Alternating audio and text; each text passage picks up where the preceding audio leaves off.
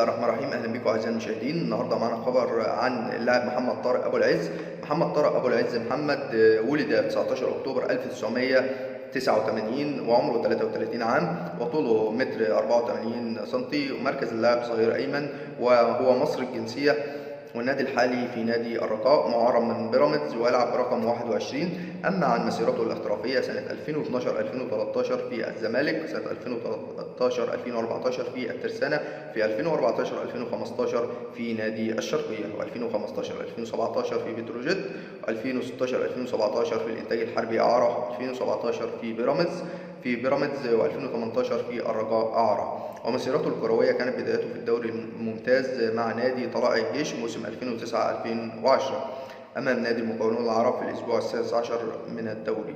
بشكركم أعزائي المشاهدين، وأتمنى دايما أن تتابعونا باستمرار وتفعلوا زر الجرس عشان يوصلكم منا كل جديد وحصري عن أخبار الكرة العالمية والمحلية. شكرا لكم.